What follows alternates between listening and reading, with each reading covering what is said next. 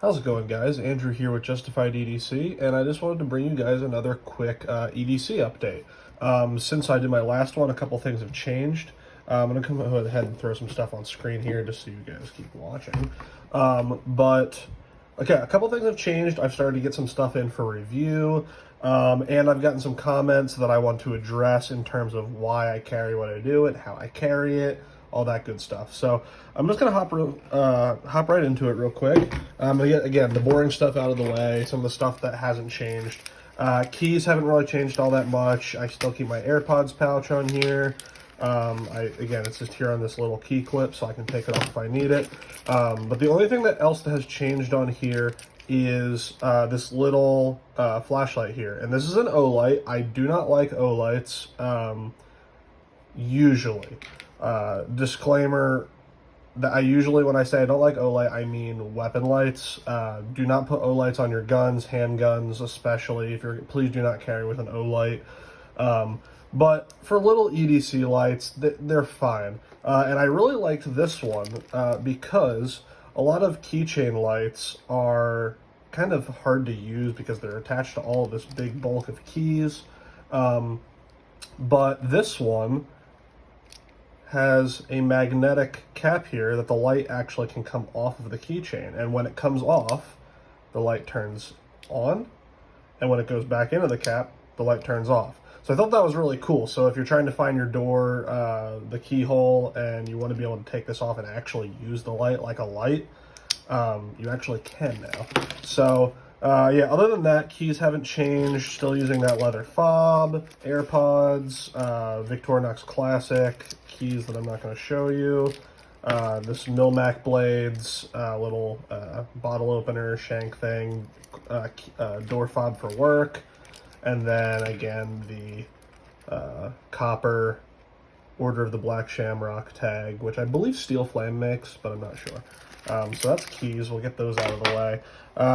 Some other things, I can't remember if in the last one I had this or not. This is just a little Moleskine notebook. I just keep little video ideas, shopping lists, that kind of thing in here. It's very small, up against, let me see if I can get something for a good size comparison here. I'll get something the size of a credit card here. So this is the size of a credit card, just a little ruler. So as you can see, it's not much bigger than that. It's pretty small. I usually just throw that in like my shirt pocket. I usually wear like one of these long sleeve flannels or plaid shirts that have the breast pocket. So I usually just tuck that in there. Yeah, been a good notebook so far. They come in packs of 2. They're pretty cheap, seem durable. What I like about these is that they're lined, and if you can see here, they have perforations, so you can actually tear the pages out if you want to use this. Like I do for my job as a machinist, I often will just tear a page out of here if I don't have a post-it note and use that to level the Z-axis of my machine. So that's cool, or if you want to leave someone a note on their car windshield or something, if you tap them with your bumper or whatever. So yeah, Moleskine, good notebooks. I believe I had mentioned this before. This is a little battery pack. I never remember, Auskang, I think is how you say the name here. But I'll leave a link to, again, everything I'll leave links in the description for down below. This was just off of Amazon. It's like 17 bucks. It comes with the cable attached to it. It's just a little battery pack, but it's super thin. Again, I'm using my phone to film, so I can't show you, but I mean, even compared to the notebook, it's very, very thin. It charges your phone about twice, charges a laptop about once, like one of my vapes, it'll charge several times, but it's fully charged right now. It has this button on here that when it lights up, it shows you how fully charged it is. And then you can get them in the lightning cable or a micro USB.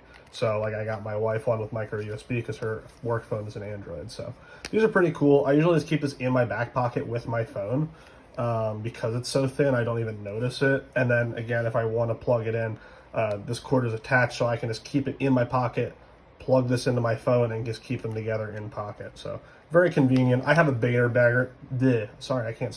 I have a bigger battery pack in my fanny pack that I keep with me in the car and stuff. So if I really need to charge something, I can, but this is just a nice emergency one.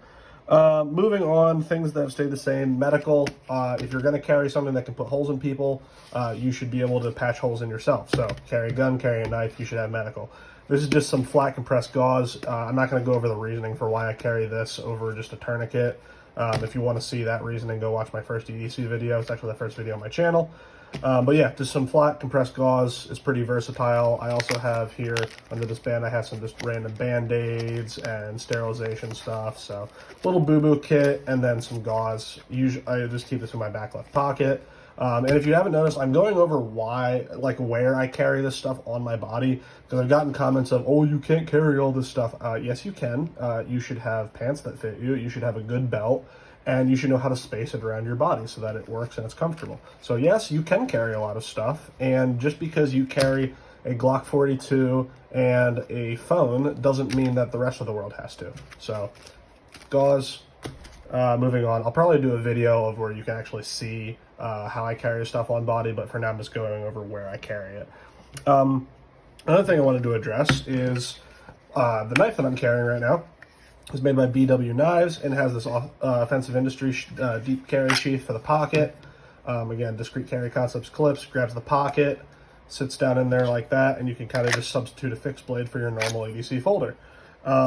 I made a whole video about how, no, these are not hard to use. Yes, it is easy to grab these out of the pocket.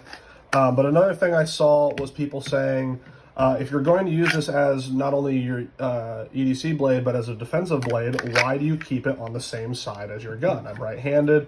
My gun rides appendix carry on the right-hand side. My knife goes in my right pocket. So here we go.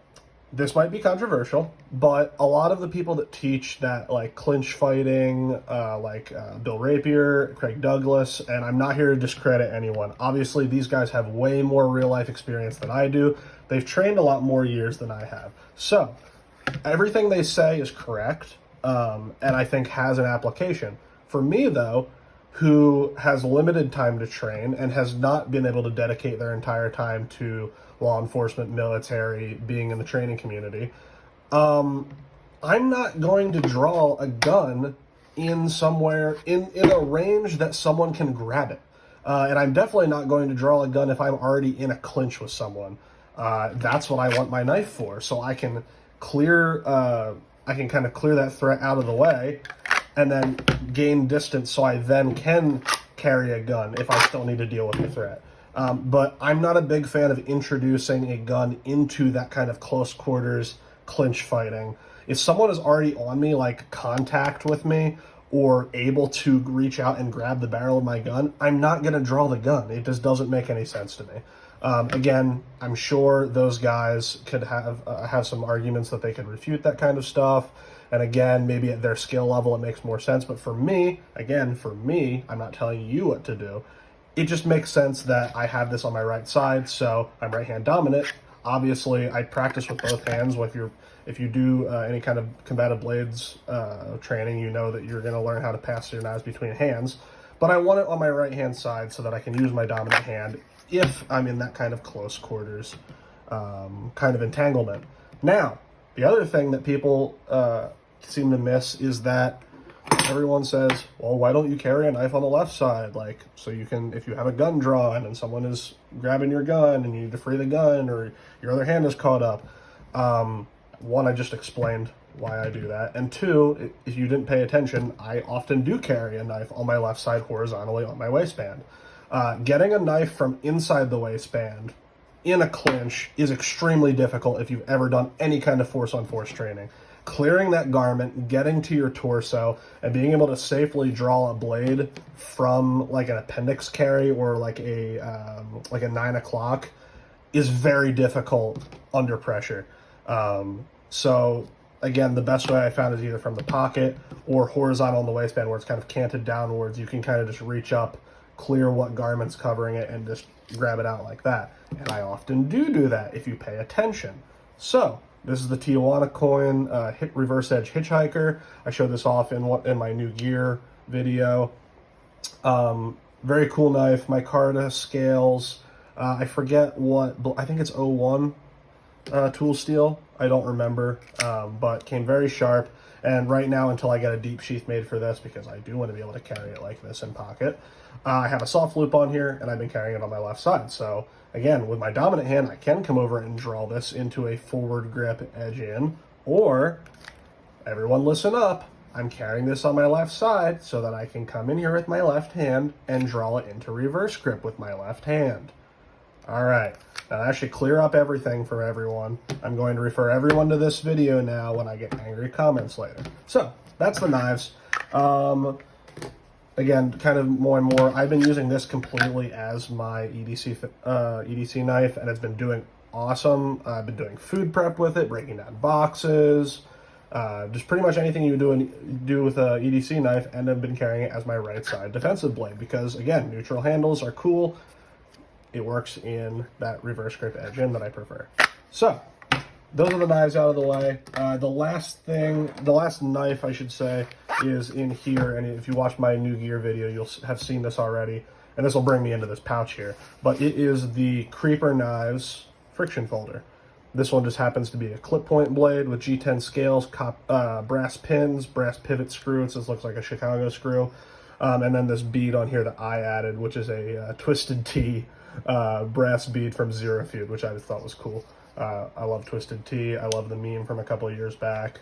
And I just thought that was neat. So I added that on there. It just adds a little bit of length so you can get your fourth finger on there. And this has just kind of been my little utility knife. I like, in addition to having a fixed blade, to have either a smaller fixed blade or a small folder that is easy to take out in front of people and no one's going to flip their shit. So that's that. Creeper Knives, very cool. He makes these in micarta, in Kydex, G10. And if you watch my other video, you'll have seen those, and you'll be seeing a lot more of these soon. So that rides in my pouch, just like that. Fits in there very well. You can just grab the lanyard and pull it out. This is the pouch by Ritzen E. If you saw my video on the Null knives pouch that I had bought, I was going to try that out for EDC. I ended up going back to this one just because this one's a little bit smaller. It's about like a ½ inch shorter in every dimension. And that can be good or bad depending on what you're doing with it. But for me, I carry this in my left-hand pocket, front pocket, next to my light. And so I don't like something being super thick and bulky in my front pockets. This still remains very thin. The thickest part is really just this knife, and that's not even a very thick knife. So I've been carrying that also as my wallet. Again, I have this ruler card in here covering my cards. I got some cards, some business cards, some range cards, some cash. So that's my wallet, and I'm also using it as a tool pouch. So Null Knives pouch is very cool. I'll probably do a short update video on that as to why I'm not using it for EDC, but I would recommend it for travel. And again, if I ever put that video out, I'll say why. But yeah, I have that knife in there. It's also my wallet. If you watched the other video, this is the Koch tools. I believe he called this the Kurser. It's just a little pry bar, titanium pry bar. It's about 3/16 thick. Comes down to a nice thin tip. I was using this to scrape some price stickers off of some used furniture that we got the other day. Has a micarta overlay, which is very nice. Gives you a little more to hang on to. Nice jimping.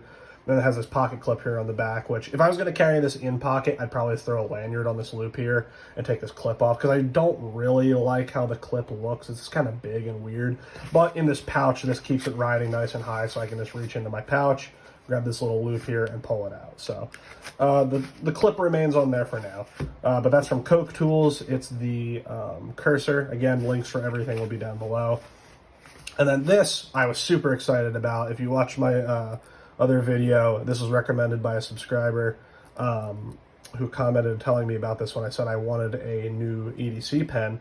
This is the Skillcraft Aviator, and it has a black, a red pen, and a mechanical pencil. Actually, that's the mechanical pencil, that's the red pen. But it has 3 different inserts, black, red, and mechanical. And when you get to the mechanical, you can actually click the lead out and push it back in. Put it back in just like a normal mechanical pencil. But all you do is turn the top here, and you have 3 pens in a very slim package. If you've ever had one of the larger Fisher Space pens, not the bullet, but it's about the same size as that. It's very thin, it's very lightweight. The clip works well. It's just awesome, and it's exactly what I need, especially for what I do for work. I use a Sharpie, a black pen, a blue pen, a red pen, mechanical pencil, depending on what I'm doing. So now I can just have my Sharpie, which I usually have somewhere at work, and then I have my 3 writing options here: black pen, red pen, and mechanical pencil. So that's very cool, and it's very cheap too. Again, I'll put Amazon links in, but it's I believe it's around $20 Depending on when you get it, Amazon raises and lowers the prices. I've seen them as low as $17. I've seen them as high as $25. I think they're floating around $20, $21 right now. But it's awesome. I highly recommend this. It's worked well so far. And if you didn't see how I took it apart on the other video, you literally just pull this apart, and you can pull the inserts right out, put another one back in, put the cap back on, and it works again. It's very easy. There's no complex mechanism inside that you have to worry about fiddling with, like taking an axis lock knife apart or anything like that. Very simple. So yeah, Ritzen E pouch, the tools in there. This is also my wallet, and again, this rides in my left-hand front pocket next to my EDC light, which is the Surefire Stiletto Pro. This is the aluminum-bodied one with the reversible pocket clip. Again, this hasn't changed since last video. I use this light absolutely every day. It's awesome. It has a tail cap that goes right to your high mode, which is 1,000 lumens. You press it 3 times, it goes into strobe, which I literally never use, but it's cool that it's there.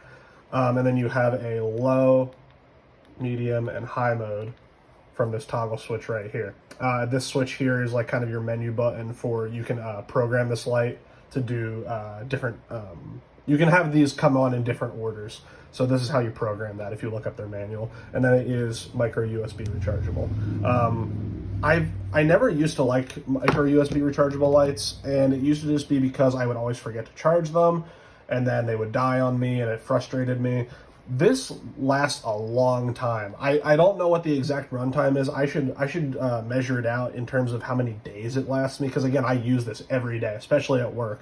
I'll even use it as a work light. I'll put it on low, kind of sit it on a machine when I'm doing something. So I should measure that, how long this battery actually lasts. It lasts a long time. And then if you've seen me talk about like my fanny pack over on my Instagram, I keep another smaller flashlight in there. So if this one happens to die while I'm out, I can use it. But this is kind of nice. It's not really a tactical light. I do like it having this tail switch back there with the real high mode, so that if I'm walking to my car, I can quick scan the car, make sure no one's in the back seats, make sure no one's hiding around it, without doing something stupid like drawing my weapon light to just look around. So that rides in the left pocket next to this. And then the other thing that's in the left pocket sometimes is this just little zero nic vape. I quit nicotine a while ago, and this just helps me quit. So sometimes that rides in there. Sometimes it rides in the shirt pocket next to my Moleskine. But yeah, that's another boring thing out of the way. The other thing that's changed is outside of work, I have started, outside of work, I should say, I got rid of carrying my Leatherman Skeletal and replaced it with these Knipex Cobras. This is the extra small version, the 4-inch. Again, here, if I lay this out here for you, it's just over 4 inches long. They're nice and small, they're lightweight, they're thin, but they're extremely strong, they're extremely adjustable. And like I showed in my other video, you can grab something that is like 2 inches wide with these, which is way more than you can grab with just like the needle nose on a regular Leatherman. So these have been great for outside of work. I don't really need all the tools on a Leatherman, and I don't really want the bulk and the weight, because again, I carry so much stuff. I do, but I can carry it, and this just makes it a little bit easier. So these I just throw these like this in the front pocket next to my knife. Those just kind of sit down in the pocket like that. They do move around a little bit, but keep an eye out. I am working on a sheath solution for these, a pocket sheath solution from someone you might know. So stay tuned for that. Knipex Cobra Extra Small. These are very cool pliers. Highly recommend checking these out as an alternative to a small Leatherman, because the amount of work you can do with these compared to a Leatherman this size, like the Juice, is unmatched. They're easy to adjust one-handed. Yeah, these are great. So that's that. The other little doodad that I keep in my coin pocket on my right side is this Offensive Industries copper coin made by Northview Products. It's cool. It's just a challenge coin. I often find myself with my friends wanting to flip a coin for something, or it's just a little fidget toy when my wife's around and she doesn't want me clicking a knife or something like that. So, and I like supporting Josh over at Offensive Industries, and Northview Products is pretty cool too. So yeah, check these out. I don't know if he's doing any more of these right now, but they periodically do some new ones. I have one in silver as well. But yeah, just a little coin, nothing special. You definitely don't need to carry one, but I like it. And now to the part that everyone's probably wanting to see, guns. And I'll put this on here and talk about it in a second. Full disclaimer, these are both loaded. They are carry guns. So, just going to show you here that these are indeed loaded. HK, you can kind of see the indicator here. You can also see it in the back. I'm not going to unload these because, again, carry gun, and I'm safe with guns, unlike a lot of people. So they're going to be loaded. Cry about it in the comments. This is the H&K VP9 TLR 7A from Streamlight on the front here. Sits flush with the barrel, which is nice. I haven't done anything to this gun other than add the light, add some grip tape. It's an awesome gun. Now that it's starting to get a little cooler, it's not like 90 every day here in Pennsylvania. I've been carrying this more. Awesome gun. Again, I'm trying not to show you the serial number, but whatever. Yeah, great gun. I love the VP9. Actually, as I've been doing more dry fire practice with it, I actually have been liking this paddle mag release quite a bit. So as I do dry fire more, as I shoot it more, this has become a non-issue. I know they have a button version. This is just what they had at the store when I went to go pick one up, and I decided to try it. And as I do it more, it's kind of intuitive. I either come down with my middle finger or my trigger finger and just hit that instead of using your thumb. It's kind of, unless you have really long thumbs, it's kind of hard to use the one on this side. So you use the opposite side, hit that, drop your mag. So that's pretty neat. And the holster is by Close Quarters Carry. I have a 10% off discount code with them. If you use it on their website, I'll put that down in the description. They do great holsters. Again, I've talked about this before. They have pretty much every gun and light combo you can imagine on their website, so that's very cool. Decently quick shipping. Everything's usually done, I think, with under 10 days, I think is what their lead time is right now. It's often faster than that. They use discrete carry concepts clips, which is awesome. The mono block is my favorite clip to have on a holster. Concealment wing, but yeah, pretty standard, just black, nothing crazy. Not running any Gucci, Louis Vuitton pattern Kydex. Although this one is a little more Gucci. This is the mag carrier for the VP9. Again, I forgot to mention, these are both 17-round magazines. They come standard. The VP9 comes standard with a 17-round magazine, which is awesome. They used to come with a 15. I just carry another 17, and then I just put this extended base plate on it. This doesn't add any rounds. It just adds a little bit of length so that when you're doing a reload, especially under duress, it's easier to seat that magazine here and easier to drop it out as well. So that's what I use in here. Just carry two 17-round magazines. Again, do you have to carry an extra magazine? No. If you don't want to carry extra weight, you really don't need it. You definitely won't need two full 17-round mags in any kind of gunfight you're getting into. But most semi-automatic pistol malfunctions can be cleared by swapping the mag. So I carry a spare. It's pretty convenient with this Shapeshifter Concealment magazine pouch. These are awesome. I talked about these in my my carry gun rotation video. Discrete carry concepts clips, which is a must. And it's adjustable. Sorry guys, I had a timer go off on my phone and the video shut off, so I'll try to clip that together for you. But yeah, I was just talking about this. This is the Shapeshifter Concealment mag pouch. And what's cool about these is this works for pretty much any 9mm double stack mag. I run the same one for my Glock mags. It has adjustable retention in here. So it works for the HK, works for CZ mags, I know, works for Glock. So I'm pretty sure it works for pretty much anything 9mm or 40 if you're a FUD, double stack magazines. But yeah, it's reversible to both sides. You can cant it in pretty much any direction. I carry it, again, since I carry right side appendix carry, this sits on my left side, canted like that, so I can just kind of come in here and draw it.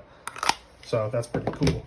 Very much like these. These are pretty much my favorite inside the waistband mag carriers. That's another reason I don't carry a knife inside the waistband on my left side, is because this is already there. Don't put too much on your waistline. It's better to kind of have it off of there if you can at all help it. And then the last thing is this, and this is going to be controversial because, again, it's not in an acceptable carry caliber for most people. This is in 32 ACP. It's a Keltec P32. It's old, I know it. 32 is an underpowered cartridge, and I'm carrying full metal jacket. Andrew, what the hell are you doing? You're insane. You're gonna get killed in the streets by a meth head behind 7-Eleven. I'm using my own analogy. Yeah, I know this isn't the optimal carry gun. This is usually either a backup gun if I'm wearing a jacket and I can afford to have a spare gun, or if I really need a gun to disappear.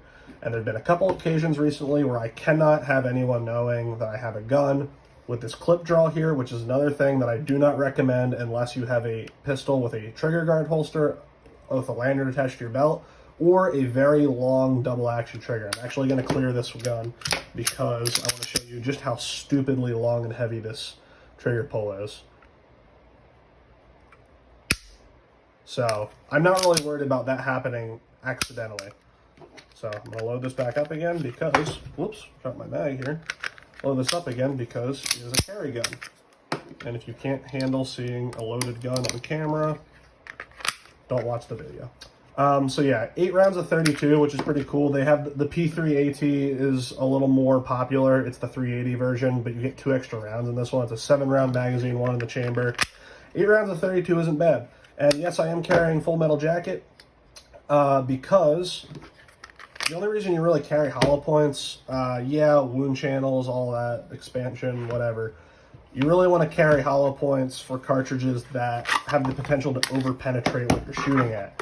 You don't want to hit things that are beyond your target. You don't want to hit people, buildings, property, anything like that. So for things like 9mm and up, pretty much, and I haven't done the research on 380, but with 32 and down, like 32, 22 Magnum, 22 long rifle, you're better off you can get the required amount of penetration in like the FBI testing statistics with calibers like 32 if you use full metal jacket without any over penetration. So is this an easy gun to shoot? No. Can I shoot it? Yes. Would I rather have this or my Glock or hell even my J-frame?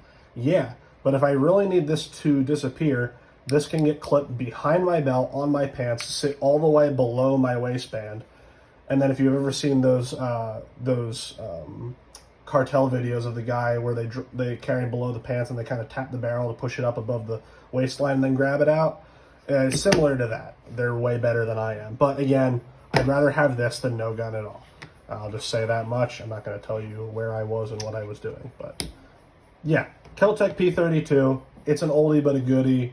32 is still viable in my opinion. But I would rather have a double stack 9mm full-size handgun with 17+1. So that's that. Again, I'm going to put all this back on screen so you can see it, and you can complain about how it's too much and how you'd never be able to carry it and how I'm lying and I don't actually carry it. But I do. You can believe it whether you want to or not. You can leave me a comment down below if you want to tell me about what you carry. I'd actually love to hear what you guys are carrying. Get some opinions on this kind of thing. But yeah, also leave your complaints because that helps me know what to make clarification videos on. So I appreciate you guys watching. I will try to cut this together and hopefully the transition isn't too painful because I don't have a lot of video editing experience. And as always, I will see you guys in the next video.